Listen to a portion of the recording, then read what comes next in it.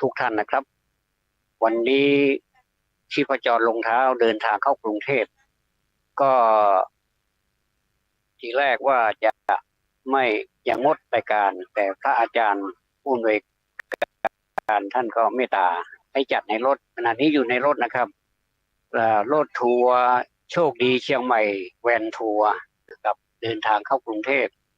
เพื่อไปทำภารกิจบางอย่างโดยเฉพาะอย่างยิ่งเราก็จะได้หาประสบการณ์เก็บเกี่ยวเอาประสบการณ์มาใช้ปรับใช้กับชีวิตประจำวันของเรามนุษย์นะครับเป็นสัตว์ที่มีการอัปเดตมีการอัปเกรดตัวเองให้สูงขึ้น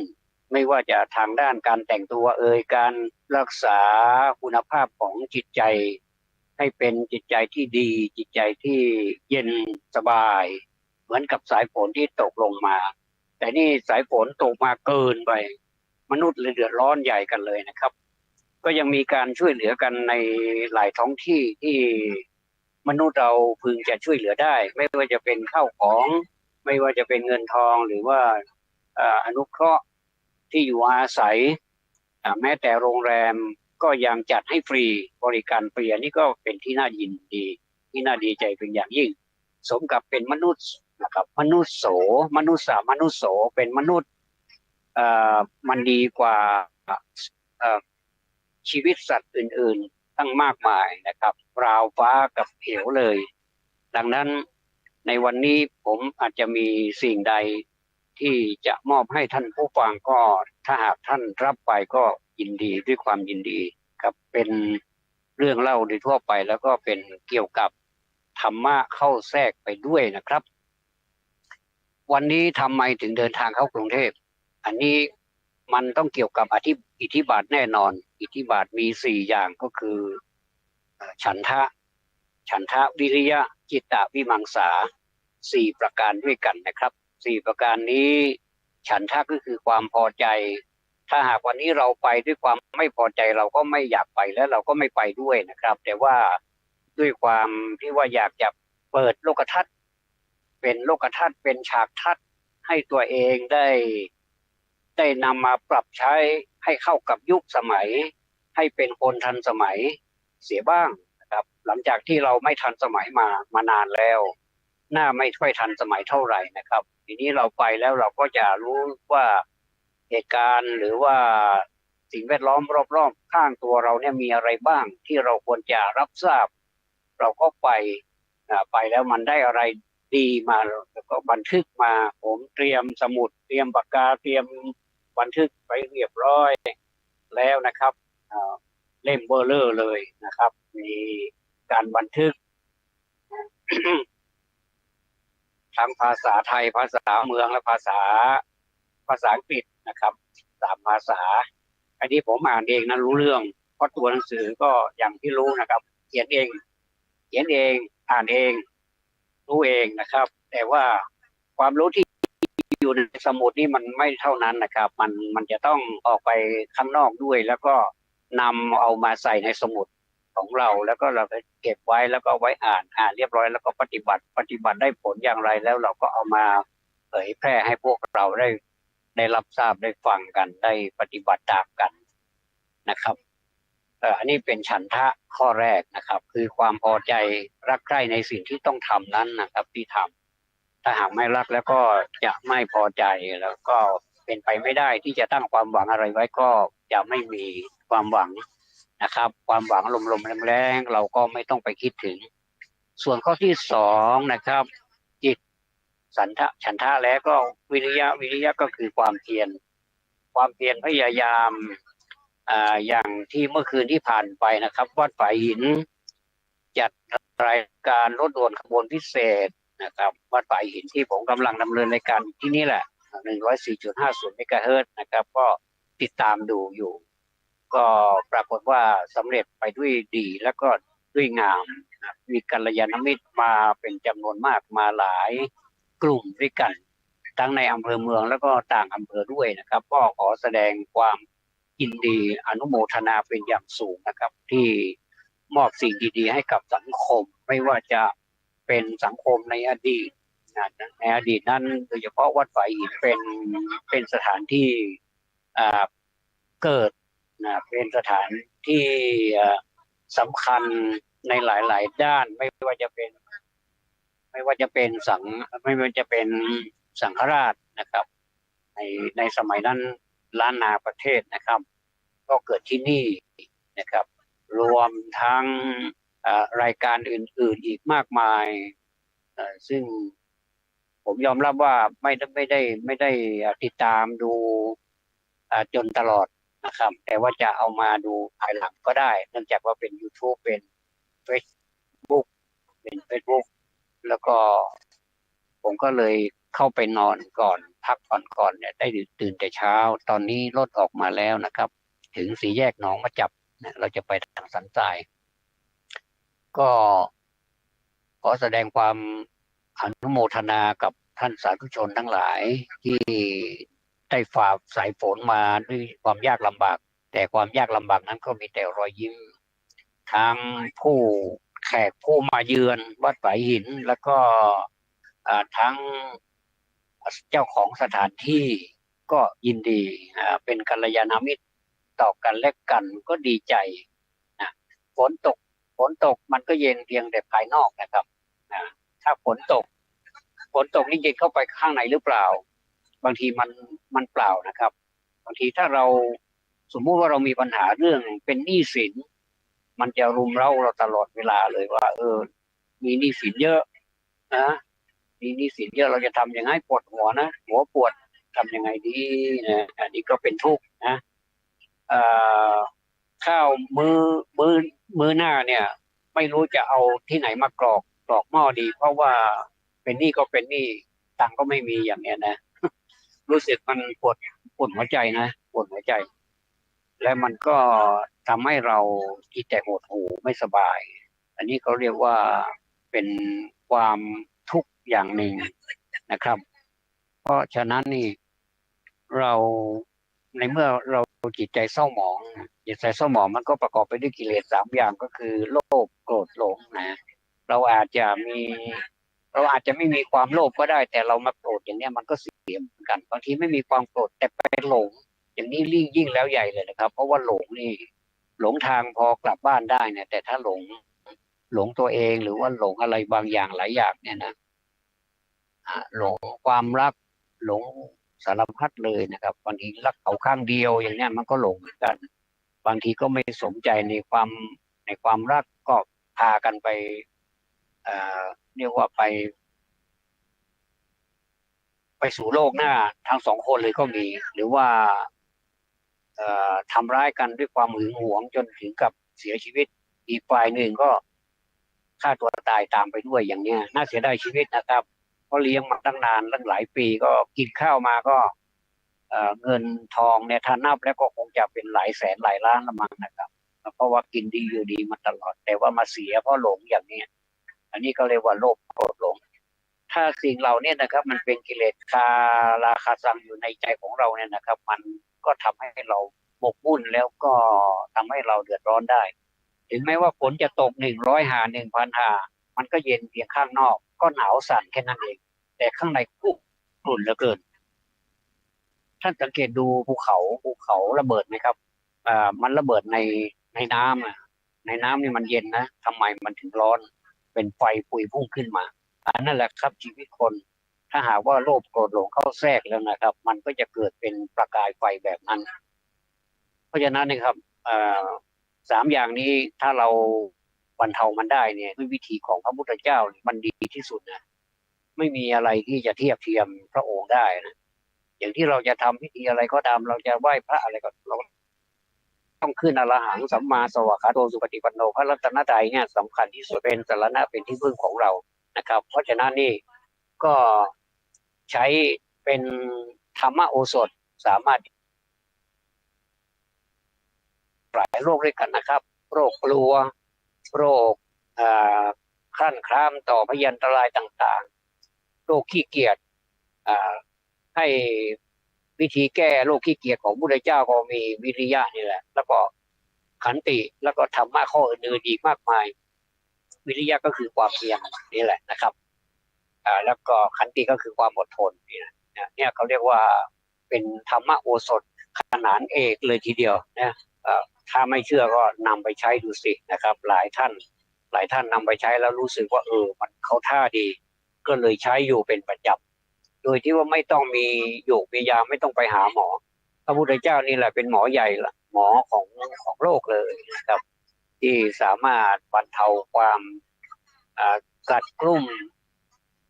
รุมเร้าตลอดเวลาเนี่ยเป็นความร้อนเนี่ยอันเนี้ยถ้าจะพูดไปก็อันนี้ก็เป็นวิริยะก็คือความเพียรจิตตะเอาใจฝักใฝ่ในสิ่งที่ทำนะสิ่งที่ทำนั้นมันเป็นเรื่องของจิตถ้าจิตดีจิตตรงจิตซื่อจิตสว่างจิตสว่างไสวจิตว่างนะครับจิตว่างคำว่าจิตว่างนี่ไม่ใช่ว่าไม่คิดอะไรนะมันก็หมายความว่าจิตที่ว่างจากเรื่องเศร้าหมองต่างๆเนี่ยเรียกว่าจิตว่างสามารถปราบมันได้ปราบเอามันอยู่อย่างนี้นะถือว่ามันเป็นจิตที่ใช้ได้คุณภาพของจิตมันมีคุณภาพมันเป็นสแตนดาร์ดมันเป็นมาตรฐานมันเป็นสแตนดาร์ดนะครับเป็นมาตรฐานของจิตเนี่ยพระพุทธเจ้าสอนให้เรามีมาตรฐานของจิตที่ว่างที่ตรงที่ใสซื่อมาทั้งต่อหน้าและรับหลังไม่ใช่รับหลังนี่ทำยังไงก็ได้ไม่มีใครเห็นเราเนี่ยไม่ใช่แต่ว่าถ้าต่อหน้านี่โอ้โหสุดยอดไปเลยเนี่ยนะเหมือนกับเป็นคนดีอะไรเนี่ยนะก็แสดงว่ายังจิตยังไม่ตรงไม่ซื่อยังใช้ไม่ได้ถ้าจะให้ใช้ได้ต้องเป็นจิตที่ว่างจากอกุศลทั้งหลายและก็ว่างจากตัวตนด้วยนะไม่ใช่ว่าถือมีมานะมีมานะทิฏฐิมานะนี่ในความหมายในบริบทของภาษาบาลีในพุทธศาสนาไม่ใช่ความอดทนนะครับไม่ใช่ความขยันไม่ใช่ความแข็งแกร่งอะไรหรอกแต่นี่ภาษาไทยเขาแปลไปอีกอย่างหนึ่งเป็นภาษาบาลีนี่ก็เรียกว่าเป็นความเห็นผิดความกระด้างความถือตัวอะไรพวกนี้นะก็ทำไปทำมาหน้านี่น่ากลัวนะในผมไม่ชอบใช้เลยส่วนตัวนะครับส่วนท่านอื่นท่านจะใช้ก็ตามสบายนะครับไม่มีใครว่าแต่ว่าพูดไปตามเนื้อผ้าคือภาษาบาลีมานะพระพุทธเจ้าท่านตรัสว่าเป็นความถือตัวนะครับต่อไปวิมังสานี่เป็นข้อสุดท้ายเป็นข้อที่สี่นะครับเป็นข้อที่สี่ก็คือ3 ข้อที่ผ่านมานะมีฉันทาวิริยะจิตตะเนี่ย3 อย่างเนี่ยเราหลงผิดหรือเปล่าเราเอาใจไปรักในสิ่งที่ไม่ถูกไม่ควรใช่ไหมเราเอาเวลาไปทิ้งไปกว้างหายใจทิ้งกว้างเป็นวันๆไปใช่หรือเปล่าอย่างเนี้ยแล้วก็มาพิจารณามันใช่อย่างนั้นจริงๆเราก็จะได้ปรับปรุงตัวได้อัปเดตตัวเองขึ้นไปให้มันดีจากเกียรติคร้านให้มันเป็นขยันจากที่ไม่เป็นป่วยกระสอบกระแสก็จะเป็นคนที่แข็งแรงด้วยการปฏิบัติเป็นประจำบางท่านนะครับออกกำลังกายวิ่งวันละหลายกิโลนะครับก็เป็นเพื่อนไลน์กับผมเนี่ยส่งไลน์มาทุกวันแล้วส่งโลเคชันมาให้ดูด้วยว่าไปเดินที่ไหนอย่างไรหัวใจเต้นความดันอย่างไรนี่ก็รายงานตลอดผมก็เป็นกำลังใจให้ตลอดว่าถ้าเหตุดีก็ผลดีอะไรเนี่ยก็ให้กำลังใจกันไปทุกวันบางทีก็ให้พรนะก็มีนะครับซึ่งเป็นกำลังใจเป็นพลังบวกให้นะครับอันนี้แล้วเราก็สามารถที่จะแก้ไขได้อย่างที่ว่าเกียรติคร้านก็จะเป็นขยันความเป็นคนที่ไม่เป็นคนอ่อนแอก็จะเป็นคนที่แข็งแรงแล้วก็เป็นคนที่อ่อนแอก็จะมีความอดทนต่องานทุกงานเลยครับนะอดทนทำเรื่องของการงานเรื่องของความลำบากความตรากตรำและก็ตลอดไปถึงอดทนต่อการใจซึ่งข้อนี้แหละนะครับในสังคมเนี่ยอดทนกันยากเหลือเกินบางทีวิชาไม่มีนะไม่มีในวิชาไม่มีการสอนแต่วิชาศาสตร์โคลนเนี่ยมันเยอะเหลือเกินศาสตร์โคลนศาสตร์ความผิดให้คนอื่นศาสตร์เสียเทเสียด่ากันว่ากันโอ้สารพัดเลยแต่ว่ามันก็มีบางรายการนะครับที่ว่าท่านสอนแบบว่าไม่มีการเอาใจก็คือกระแทกไปเลยกระแทกกิเลสไปเลยอย่างเนี้ยผมก็เห็นด้วยแล้วก็ดูเป็นประจำก็แล้วแต่ใครจะชอบหรือไม่ชอบก็แล้วแต่ท่านก็บอกว่าผู้ดำเนินรายการบอกว่าถ้าไม่ชอบก็เลื่อนไปเลยไม่ง้ออะไรประมาณนี้ครับพูดตรงๆไปเลยเนี่ยนะแต่ว่า เนี่ยวิชานี้ไม่มีในพุทธศาสนาสอนให้เราจริงใจต่อกันแม้แต่ในสมัยพุทธกาลนะครับท่านในธรรมบทพระพุทธเจ้าก็เคยด่าคนเหมือนกันนะไม่ใช่ไม่เคยด่าเคยด่าแม้พระเถระอะไรบางทีก็ด่าเป็นพระเถระคัมภีร์เปล่าเป็นใบลานเปล่าอะไรเนี่ยนะเป็นคนที่ทรงภูมิความรู้จริงแต่ไม่ใช้ความรู้ของตนเองเพื่อจะบรรลุวิมุตติบรรลุผลอันเลิศเนี่ยไม่มีก็เลยโดนด่าเลยนะบางทีก็จะสึกจะแอบไปสึกก็ด่านะบางทีก็พูด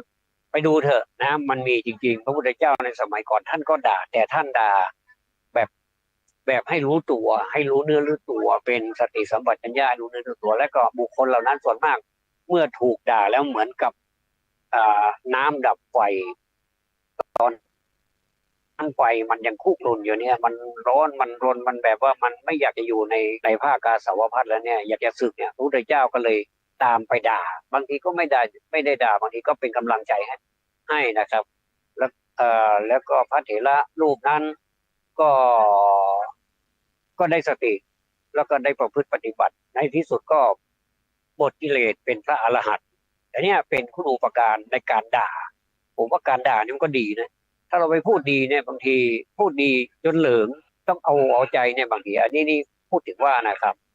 แต่ว่าถ้าหากว่าถ้าการด่านะมันเป็นการด่าที่ไม่มีเหตุไม่มีผลอยู่ๆก็ด่าด้วยความอคติอะไรเนี่ยอันนี้ก็ไม่ดีนะมันก็ไม่ดีนับเนื่องเข้ากับมุสาวาทาเวรมณีด้วยนะแต่ว่าถ้าด่าให้รู้เนื้อรู้ตัวเนี่ยผมว่าเราก็เอาพระพุทธเจ้าบรมครูของเราเป็นตัวอย่างนะสิด่าก็มีเอาใจก็มี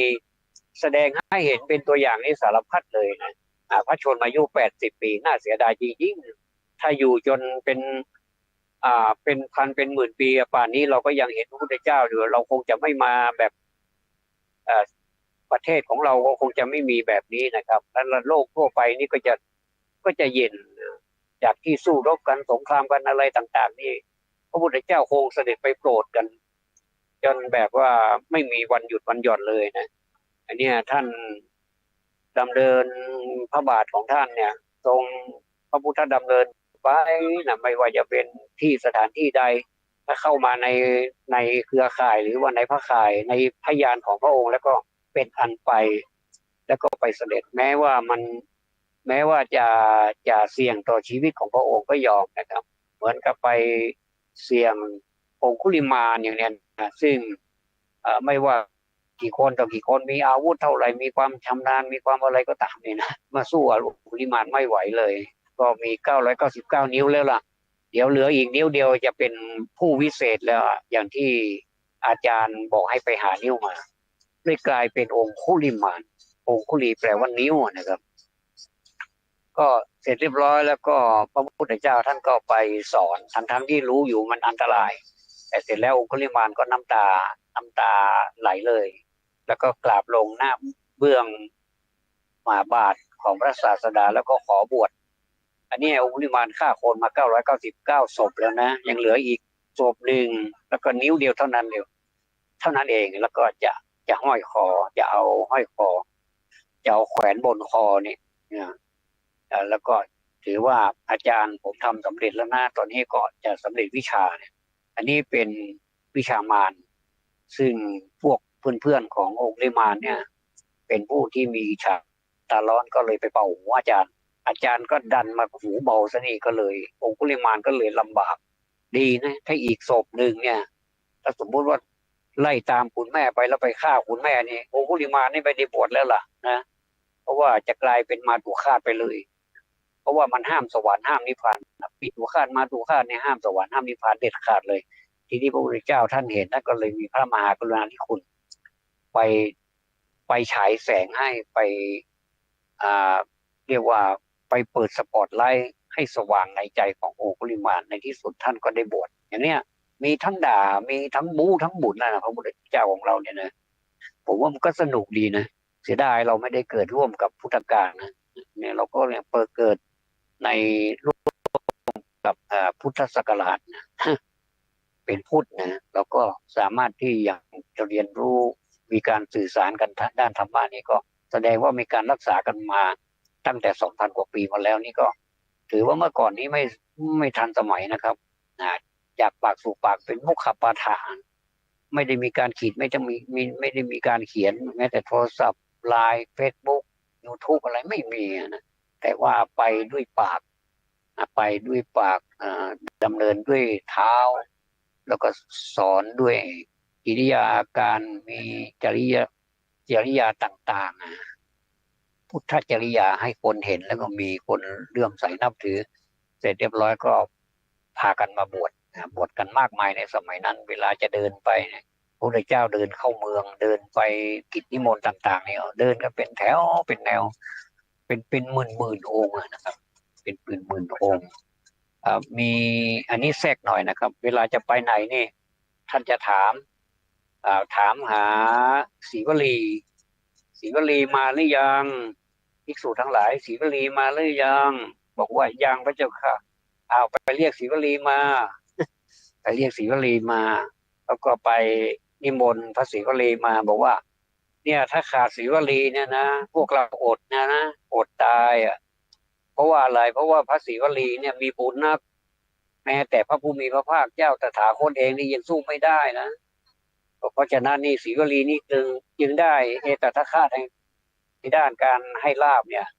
เห็นไหมพระศรีวลีที่แบกกรดอ่ะที่ที่ไปบิณฑบาตที่ไหนก็โอ้โหคนพลั่งพลูกันสาธุชนมาใส่บาตรกันเต็มไปหมดเลยนะยาวเหยียดเลยเพราะฉะนั้นขาดพระศรีวลีไม่ได้พวกเราต้องไปนิมนต์พระศรีวลีมาด้วยเนี่ยเราจะไม่อดเพราะท่านลองคิดดูเนี่ยว่าภาษาวกเป็นหมื่นเป็นหมื่นองค์เนี่ยไม่อดจะอยู่ได้ยังไงนะแต่ถ้าพระศรีวลีไปแล้วเนี่ยปรากฏว่าอาหารการกินนี่สบายมากเลยนะครับก็ไม่มีปัญหาถ้าเรื่องปัญญาแล้วก็ให้พระสารีบุตรอัครสาวกเบื้องขวาของเราเนี่ยถ้าเรื่องบู๊แล้วก็พระโมคคัลลานพระโมคคัลลานะพระโมคคัลลานะเป็นฝ่ายบู๊นะแล้วก็พระสารีบุตรเป็นฝ่ายบุญแล้วก็ฝ่ายที่ไม่อดข้าวอดน้ำก็เป็นพระศรีวลีโอ้โหพระพุทธเจ้าครบถ้วนหมดเลยนะนี่แสดงว่าบุญของโลกจริงๆนะจำแนกธรรมสั่งสอนสัตว์จริงๆเมื่อวานนี้ก็ออกปัญหาถามปัญหาไปว่าพระสงฆ์มีปัญหาข้อ3ผมจำได้มันมีกขคงพระสงฆ์ในความหมายของพระสงฆ์คือข้อใดกผู้จำแนกธรรมขอผู้รู้แจ้งโลกนะถ้าจำไม่ผิดแล้วก็มีข้องอแปลว่าผู้ปฏิบัติดีข้องอนะครับถูกนะครับหลายท่านก็ไปจำแนกสัตว์เอาจำแนกธรรมรู้แจ้งโลกอะไรเนี่ยเป็นเรื่องของพระพุทธเจ้าหมดเลยนะครับอันนี้เป็นเรื่องในบทของอิติปิโสภควาอรหังสัมมาสัมพุทโธวิชชาจรณะสัมปันโนสุขโตโลกวิถูอนุตตโรปริสธรรมสารถิสถาเทวมนุษย์สานังพุทโธภควาอิติดังนี้นะอันนี้เรียกว่าเป็นของพระพุทธเจ้าพระธรรมก็อีกอย่างหนึ่งในบริบทของพระสงฆ์นี่คือผู้ปฏิบัติดีแล้วนะครับท่านไปดูคำแปลนะเราทำวัดเช้าทำวัดเย็นเนี่ยจะมีอยู่บทสวดพุทธคุณธรรมคุณสังฆคุณเนี่ยจะมีพุทธคุณก็อิติปิโสธรรมคุณก็มีสวากขาโตสุปฏิปันโนก็เป็นสังฆคุณนะไปดูความแปลดีๆแล้วก็เราก็จะตอบถูกสำหรับท่านที่ตอบไม่ถูกพอฟังเฉลยแล้วก็จะรู้เราเข้าใจผิดไปเนี่ยอันนี้ผมไม่ได้เจตนาที่จะไปเรียกว่าไม่เจตนาที่จะไปแกล้งหรือว่าไปเขาเรียกว่าอะไรลองภูมิใครทั้งสิ้นนะก็ถือว่าเป็นกลางก็ถือว่าผมออกปัญหาผมเป็นกลางเราก็เป็นตัวแทนของพุทธศาสนิกชนในเรื่องของอุบาสกก็ผู้ชายอุบาสิกาก็ผู้หญิงก็ออกปัญหาให้5 ข้อเมื่อวานนี้ก็ไปตรวจดูแล้วนะครับเวลาตรวจนี้ผมก็ไม่ได้ตรวจเองนะเดี๋ยวจะกลายเป็นอคติก็เลยให้พนักงานหรือว่าเจ้าหน้าที่ของเทศบาลนะอันนี้พูดถึงปัญหาเมื่อวานนี้ต่อจากเมื่อวานนี้แหละเป็นเทปที่ต่อกันนะเป็นภาค2ก็เลย ให้เจ้าหน้าที่ของเทศบาลเป็นผู้ตรวจให้แล้วก็เป็นผู้ให้คะแนนแล้วผมจะก็เอาคะแนนนั้นไปประมวลผลพอ3 เดือนเสร็จที่ผมก็จะได้นำมานำเอามาเขาเรียกว่าเอามาเจรนายเอามาประกาศต่อหน้าพวกเรานักเรียนประชิมวัยแล้วเราก็จะให้รางวัลเป็นของปลอบใจเป็นกำลังใจในการที่จะสนใจในธรรมะต่อไปเนี่ยนะครับผมก็มีความภูมิใจแล้วก็ถึงแม้ว่าจะเป็นค่าใช้จ่ายเป็นค่าถ่ายเอกสารอะไรผมก็ถ่ายไว้เยอะเลยเมื่อวานนี้แต่ว่าปรากฏว่าก็ยังเหลืออยู่ก็เหลืออยู่นะก็ไม่เป็นไรแต่ว่าเมื่อวานนี้นับดูแล้วก็เป็นร้อยนะครับที่ตอบก็ขอบคุณมากก็ขออนุโมทนาสำหรับพี่ๆน้องๆพ่อๆแม่ๆนะครับเพื่อนกัลยาณมิตรสาธุชนทั้งหลายที่ให้ความสนใจบางท่านนี่ชื่อไม่มีแต่ท่านก็บอกว่าอันนี้เดี๋ยวแม่จะขอตอบด้วยชื่อไม่มีก็เลยมาเขียนชื่อใหม่ก็อันนี้ก็ต้องขอบคุณ2 ชั้นนะครับขอบคุณ2 ชั้นขอบคุณ2 ต่อขอบคุณ2 ต่อก็อยากจะอยากจะตอบปัญหาก็ไปตรวจดูแล้วก็มีคนตอบถูกเต็มที่เต็มห้าข้อสิบ10 คะแนนเนี่ยได้หลายคนเหมือนกันแล้วก็ต่อมาก็จะเป็น8 คะแนนมี6 คะแนนมี4 คะแนนก็มีและ2 คะแนนก็ยังมีนะครับถือว่าได้คะแนนหมดเลยไม่มีใครสอบตกสักคนก็ถือว่าสอบผ่านหมดเลยแต่ว่าเพียงแต่ว่าหน่วยของคะแนนนั้นมันอาจจะเป็น A B C D นะก็ไม่เป็นไรไม่มีปัญหาไม่ต้องไปเสียใจและไม่ต้องไปซีเรียสไม่ต้องไปเครียดกับปัญหานะครับโอกาสหน้าผมก็จะมีปัญหาแบบรูปแบบใหม่มาให้อีกถึงแม้ว่าปัญหาเนี่ยมันจะเป็นปัญหาที่ว่าเราเอ่คิดว่ามันยากสำหรับเราเนี่ยแต่ว่าถ้าเราพิจารณาจริงๆแล้วเราสนใจในการดูหนังสือในการใช้ปัญญานะครับพิจารณาพอได้ปัญหามานี้ก็ทำมุมใครมุมมันอย่าไปสนทนากันอย่าไปถามคนอื่นว่าอันนี้มันตอบข้ออะไรเนี่ยถ้าเขาตอบผิดเราก็ผิดไปด้วยเขาเรียกว่าใช้ปัญญาตัวเองพิจารณาอย่างข้อ 1เมื่อวานนะครับก็เลยเฉลยซะเลยข้อ 1นี่นะครับมันจะมีอะไรมนุษย์นี่มีความสงบสุขเพราะข้อไหนเนี่ยนะครับข้อกออ่าข้อทานข้อกอทานข้อขอศีลข้อขอสมาธิข้องอปัญญาเฉลยเลยดีกว่าเฉลยข้อขอไข่นะครับศีลหลายท่านก็คงจะแย้งอยู่ในใจว่าเอ๊ะทำไมมันต้องมีสมาธิที่มันถึงจะสงบสุขแต่นั่นท่านก็พิจารณาดูดีๆนะครับว่าการที่เรามีศีลเนี่ยปกติกายวาจาเนี่ยทำให้สังคมมันสงบที่ผมพูดถึงมหาภาคเป็นสังคมใหญ่เลยเป็นสังคมประเทศสังคมโลกเลยนะครับเพราะฉะนั้นคนต้องมีศีลก่อนมันถึงจะสงบส่วนสมาธินี่มันเป็นสงบเฉพาะตัวเรา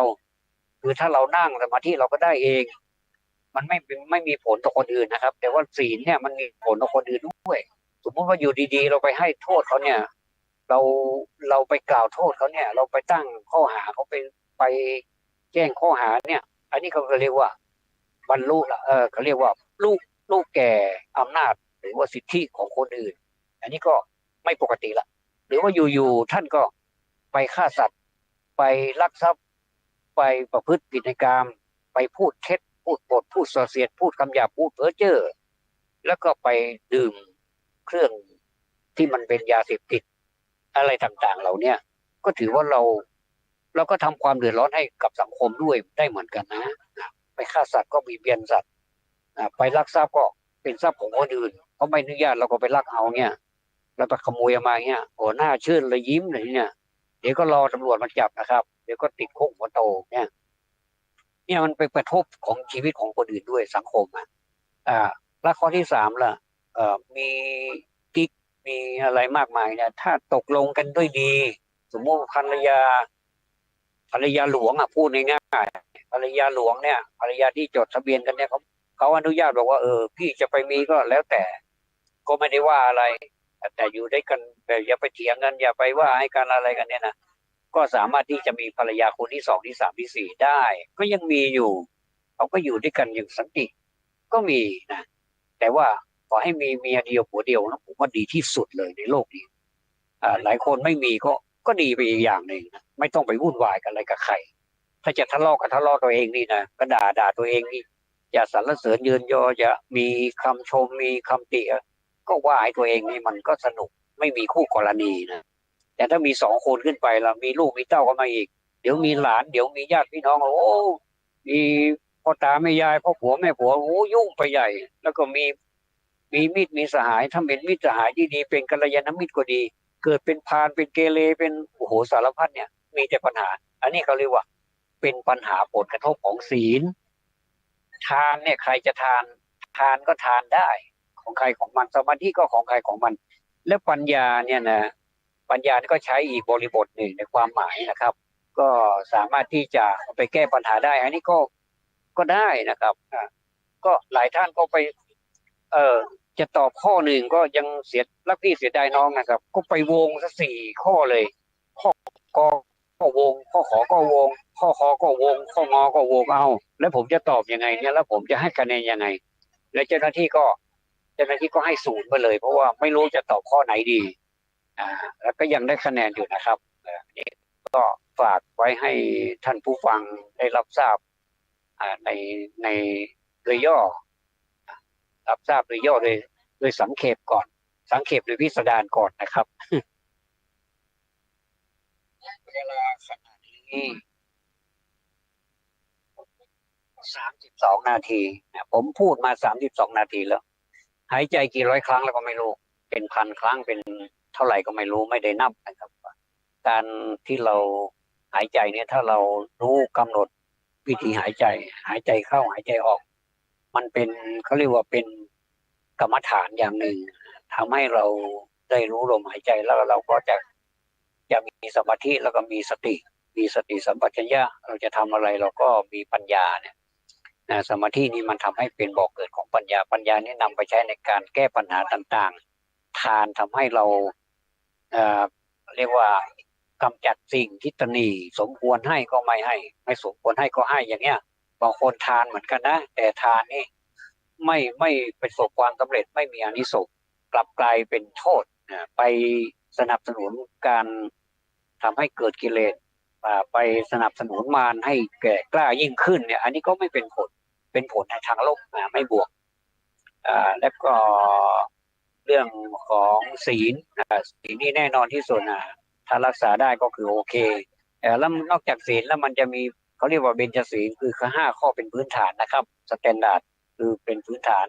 มาตรฐานเราจะทำอย่างไรอีกถ้าเราจะเสริมเรื่องศีลอันนี้ก็เราอาจจะลืมกันไปแล้วนะครับว่ามีศีลอย่างเดียวก็พอแล้วไม่ต้องมีธรรมก็ได้ถ้ามีธรรมก็ยิ่งวิเศษใหญ่เลยนะครับเหมือนซื้อ1 แถม 1เลยนะได้กำไรเยอะเลยก็ข้อหนึ่งถ้าเราไม่ฆ่าสัตว์แล้วเนี่ยเป็นการละชีวิตของสัตว์ทั้งหลายเนี่ยนะให้ชีวิตเนี่ยด้วยความเราจะต้องมีเมตตาด้วยเห็นสัตว์ได้ทุกข์ได้ยากเราก็สามารถที่จะช่วยเหลือตามที่เราช่วยได้ตามอัตภาพของตนเองพอสมควรแก่อัตภาพของตนเองอย่างเช่นน้ำท่วมอย่างเนี้ยน้ำท่วมนี้ก็เพราะว่าคนนี่พระพุทธเจ้าท่านก็เรียกว่าสัตว์เหมือนกันนะเมื่อเห็นสัตว์อื่นได้รับความเดือดร้อนเราก็วิ่งเข้าไปช่วยเลยถ้าเราพร้อมแล้วก็วิ่งเข้าไปช่วยเลยแต่ถ้าเราไม่พร้อมในด้านของเข้าของเงินทองสิ่งของต่างๆนี่เราก็สามารถที่จะเป็นกำลังใจให้ได้ผมนี่ผมพร้อมในเรื่องของการแต่งเป็นกลอนประพันธ์เป็นกลอนต่างๆเพื่อให้กำลังใจผมก็ทำเป็นกลอนส่งไปให้เป็นกำลังใจเขาก็บอกว่าดีนะนอกจากมันจะขาดกำลังใจแล้วเนี่ยกำลังกายนี่มีอยู่แต่ว่ากำลังใจมันขาดก่อนก็ไปเสริมตัวนั้นให้เขาก็ได้นะครับอันนี้ก็เรียกว่าในเมื่อเราเว้นศีลข้อหนึ่งคือปาณาติบาตไม่ฆ่าสัตว์ไม่ฆ่าชีวิตแล้วเนี่ยไม่ทำร้ายเบียดเบียนสัตว์อื่นคนอื่นแล้วเนี่ยเราก็สามารถที่จะมีเมตตากรุณาได้นะครับข้อ2อธินาทานอธินาทานนี่เป็นเบญจศีลข้อ2แต่เมื่อไม่ทินาทานแล้วเนี่ยเราก็ไม่ลักทรัพย์แล้วเนี่ยเราก็ควรที่จะทำอาชีพที่มันสุจริตนะเป็นไม่ใช่เ เป็นมิจฉาวานิชาก็คือค้าขายผิดมิจฉาวานิชานี่ท่านไปดูในหนังสือธรรมะนวโกวาทก็มีแปลว่าอะไรใน YouTube ก็มี Google ท่านเสิร์ชไปดูนะครับว่ามิจฉาวานิชาแปลว่าอะไรมีกี่ข้อเนี่ยอธิบายให้ฟังเป็นอย่างนะครับแล้วถ้ากาเมล่ะกาเมไม่เจ้าชู้ไม่เรียกว่าไม่ผิดข้อนี้แล้วเราก็ต้องมีการที่จะมีรักเดียวใจเดียวอะไรเนี่ยหรือว่ามีหลายรักก็ขอให้รักอย่างสงบสันติได้ใช้ได้มีทั้งเบญจศีลแล้วก็มีเบญจธรรมข้อสี่ไม่พูดเท็จแล้วก็ต้องพูดคำซื่อสัตย์สุจริตไม่ว่าต่อหน้าและรับหลังต้องมีความซื่อสัตย์ตลอดข้อที่ห้าในเมื่อเราไม่ดื่มสุราเมลัยเราไม่เสพติดยาเสพติดแล้วเราก็ต้องมีสติสัมปชัญญะแน่นอนนะครับถ้าเราไม่เสพสุรายาเมาเนี่ยมันก็ต้องมีสติมีสัมปชัญญะเป็นเครื่องทดสอบเป็นรองลงมาก็คือเป็นเครื่องรองรับดีกว่าเป็นเครื่องรองรับนะในเมื่อเราไม่เสพสุรายาเมาแล้วมันก็มีสติสัมปชัญญะแน่นอนอันนี้เป็นคุณธรรมมีศีลและก็มีธรรมมีหน้าเราที่เขาเรียกว่าต้องเป็นคนมีศีลธรรมศีลหมายถึงข้อบังคับข้อเตือนไม่ให้ทำความผิดนะแต่ถ้าคุณจะทำความผิดถ้าคิดได้คุณก็เลิกเสียนี่มันก็ถือว่ายังมีกำไรอยู่เหมือนกับองคุลิมานมึงไม่จะแม้ฆ่าคนไปตั้งเยอะแยะจะเป็นพันคนอยู่แล้วเหลืออีกนิ้วเดียวอีกหนึ่งคนก็ยังเลิกได้เนี่ยนะมันไม่ลำบากกว่าเราหรือนะครับอย่างนี้ถ้าเราเลิกได้นิดๆหน่อยๆสิ่งที่มันผ่านไปแล้วมันผิดไปก็ปล่อยมันไปเราก็ไม่ต้องไปซีเรียสไม่ต้องไปสนใจมันแล้วล่ะไม่ต้องไปนะแล้วก็ปฏิบัติใหม่พระพุทธเจ้าท่านตรัสว่าคนที่เคยทำความผิดมาเนี่ยเมื่อเลิกได้เนี่ยพระพุทธเจ้าสรรเสริญมากแต่ว่าตรงกันข้ามนะครับคนไหนที่ไม่เคยทำผิดเลยแต่มาทำความผิดนี่พระพุทธเจ้าติเตียนนะเพราะว่าถือว่าโหแย่มากเลยทำดีมาตลอดเนี่ยนะแต่ว่าผลสุดท้ายมาทำไม่ดีเลยเนี่ยอันนี้พระพุทธเจ้าท่านทรงติเตียนมากเลยนะครับก็นี่ผมก็พูด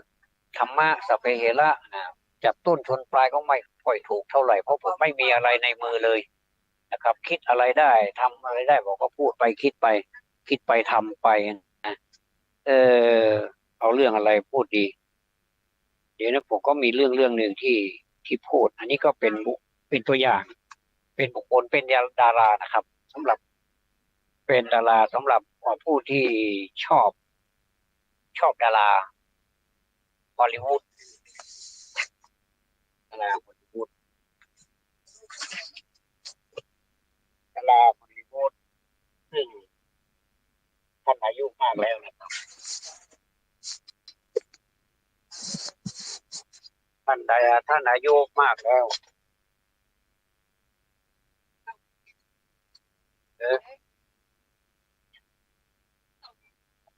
ท่านอายุมากแล้วนะคลินต์อีทวูดนะครับคลินต์อีทวูดแต่เป็นดาราฮอลลีวูดที่เป็นทั้งนักแสดงเป็นทั้งผู้กำกับมีทรัพย์สินเงินทองมีความสุขสบายมีอะไรมากมายจนในที่สุดเมื่อมีคนไปสัมภาษณ์ดาราท่านนี้แล้วก็จะรู้นะครับว่าความในใจของท่านนั้นคลีนอีสต์วูดนะครับนักแสดงมังสวิรัติวัย94 ปีแล้วนะยังเป็นผู้สร้างภาพยนตร์ในระดับตำนานได้อย่างแข็งขันด้วยบทเรียนอันล้ำค่าที่สุดที่เขาได้เรียนรู้มาเนี่ยมาทั้งชีวิตเลยนะครับโดยเฉพาะอย่างยิ่ง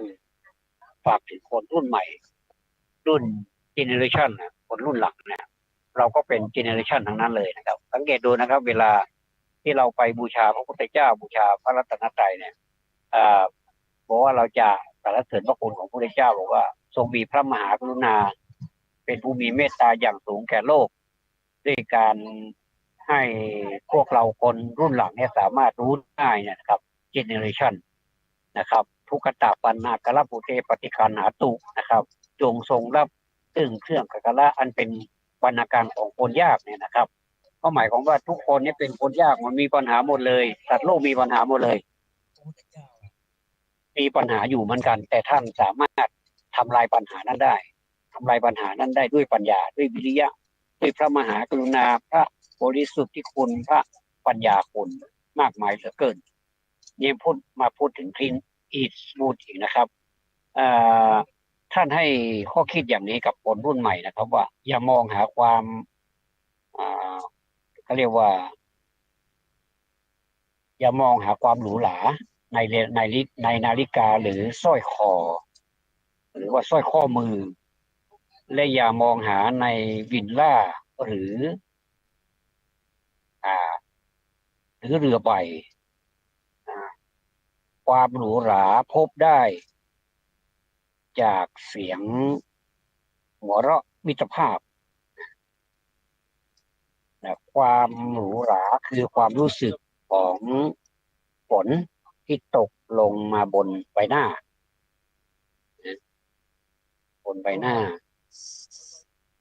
แล้วก็ความหรูหราคืออ้อมกอดและจูบอันนี้ท่านพูดอย่างนี้นะผมก็เลยได้มาอย่างนี้ก็เลยว่าไปตามนี้อย่ามองหาความหรูหราในร้านค้านะแล้วก็อะไรงานปาร์ตี้หรืองานอีเวนต์โอ้งานอีเวนต์ก็คืองานรับทำงานรับจ้างทำงานบางงานเถิดนะครับความหรูหราคือการได้รับความรักจากผู้อื่นการได้รับความเคารพการที่พ่อแม่ยังมีชีวิตอยู่อันนี้ก็เป็นความหรูหราอย่างหนึ่งใครมีชีวิตพ่อแม่อยู่เนี่ยชีวิตพ่อแม่มีชีวิตอยู่เนี่ยถือว่าเป็นความหรูหรานะครับอย่าไปคิดว่ามีเงินทองเป็นความหรูหรานะผมนี่ไม่มีละคุณพ่อก็เสียคุณแม่ก็เสียละความหรูหราผมก็เลยหายไปเลยน่าเสียใจมากเลยน่าเสียดายแต่มันก็เป็นไปตามวัฏจักรมีเกิดแก่เจ็บตายนะครับธรรมดาก็ถ้าถามว่าเสียใจไหมก็เสียใจไม่น้อยเหมือนกันพอเราลืมหูลืมตาได้พ่อแม่เราก็จากไปเสียแล้วนะเมื่อก่อนนี้ยากจนเราช่วยท่านไม่ได้นี่แล้วก็ความหรูหราที่แท้จริงคือสิ่งที่เงินซื้อไม่ได้โอ้ประโยคนี้มันสุดยอดจริงๆสุดยอดจริงๆความหรูหราที่แท้จริงคือความหรูหราที่เงินก็ซื้อไม่ได้นี่สังคมควรจะสำนึกด้วยนะครับว่าอะไรก็ใช้เงินอะไรก็ใช้จริงอยู่นะการใช้เงินเนี่ยมันเป็นการแลกมันเป็นธนบัตรมันเป็นเงินตราที่สามารถที่จะแลกซื้อสิ่งของได้แต่ว่า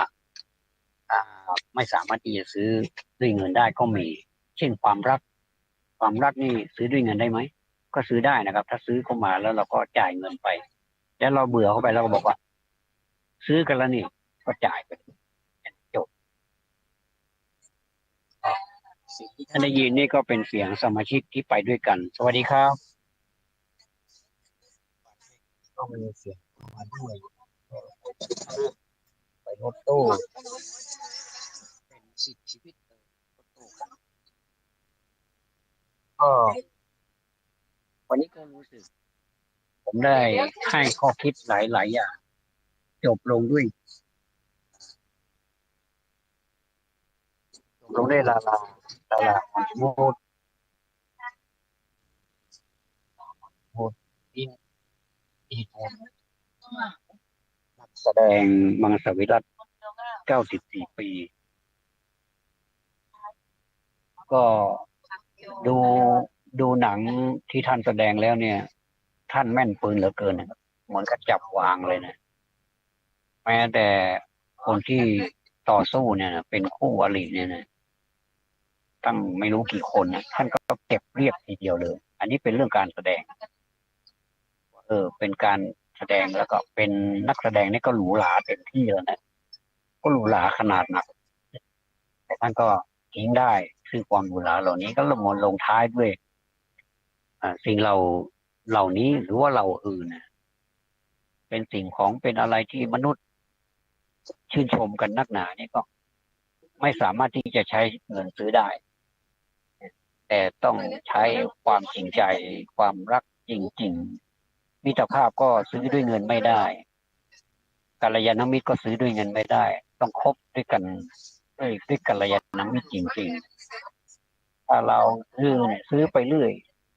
อาจจะไปซื้อใส่คนพาลก็ได้ไม่ใช่กัลยาณมิตรเป็นอักกัลยาณมิตรผมก็พูดไปโน่นเลยนะครับถูกหรือเปล่าไม่รู้เป็นพาลสิ่งที่เราได้รับก็จะเป็นพาลไม่ได้อานิสงส์อะไรเลยไม่ได้รับสิ่งที่เป็นสิ่งที่ดีงามก็ไม่ได้รับก็จะเป็นตรงข้ามหมดก็แสดงว่าผมก็ได้แสดงมาหลายประการเริ่มต้นที่จำได้ก็เป็นการฝนตกรายงานให้ท่านว่าจะไปไหนก็โอ้ขนาดนี้อยู่ที่สันทรายไปรับกัลยาณมิตรที่สันทรายก็มีความปิติยินดีที่เห็นท่านได้ทำความดีแล้วก็ฟังกันนะครับพี่รู้สองน้องรู้หนึ่งภาษาบ้านเราพี่รู้สองน้องรู้หนึ่งช่วยกันทำมาหากินช่วยกันประพฤติปฏิบัติให้มันดีสังคมก็จะสดใสสังคมก็จะดี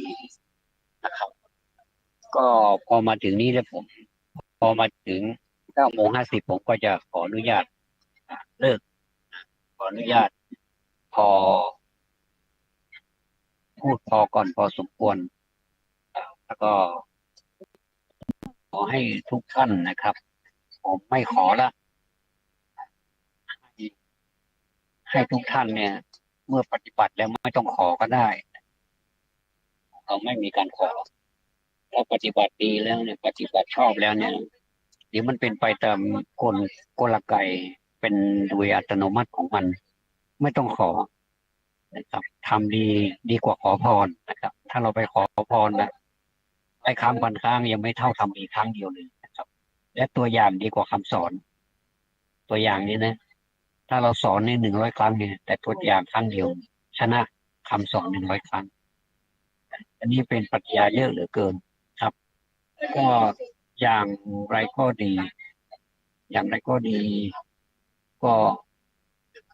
ท่านใดปฏิบัติท่านนั้นก็รับไปอันนี้ผมไม่ได้ขอให้ท่านเป็นอย่างนั้นอย่างนี้ไม่ให้ขอผมให้ให้โชคดีผมโชคดีอยู่แล้วผมมีพระธรรมแต่ท่านก็โชคดีอยู่แล้วผมมีพระธรรมมีพระพุทธพระธรรมพระสงฆ์อยู่ในจิตใจการปฏิบัติทุกวันทุกท่านก็มีพระพุทธพระธรรมพระสงฆ์อยู่ในจิตใจอยู่แล้วท่านจะปฏิบัติอย่างไรมากน้อยเท่าไหร่ก็เป็นเรื่องของแต่ละท่านมีแรงมากมีแรงน้อยไม่เหมือนกันก็มีความสุขดีพอแล้วครับก็แฮปปี้เอนดิ้งจบลงด้วยดีขอบพระคุณสำหรับการติดตามรับฟังด้วยความทุลักทุเลจากว่าเราเดินทางอย่างนี้มันก็ไม่ค่อยสะดวกไม่เหมือนเรานั่งอยู่คนเดียวนะครับอันนี้ผมเอาจนหมดเวลาเลยเมื่อวานนี้เขากินเวลาเขาไปตั้ง3 นาทีนะ2 นาทีปกติแล้วผมจะลง55 นาทีแต่วันนี้ขอลงแค่50 นาทีพอแล้วให้รายการอื่นท่านมาดำเนินการต่อก็แล้วกันขอบพระคุณสำหรับการติดตามรับฟังแล้วก็ขอบพระคุณท่านผู้อำนวยการสถานีเป็นอย่างสูงที่เอื้อเฟื้อเผื่อแผ่ลูกศิษย์ลูกหามาโดยตลอดขอบพระคุณนมัส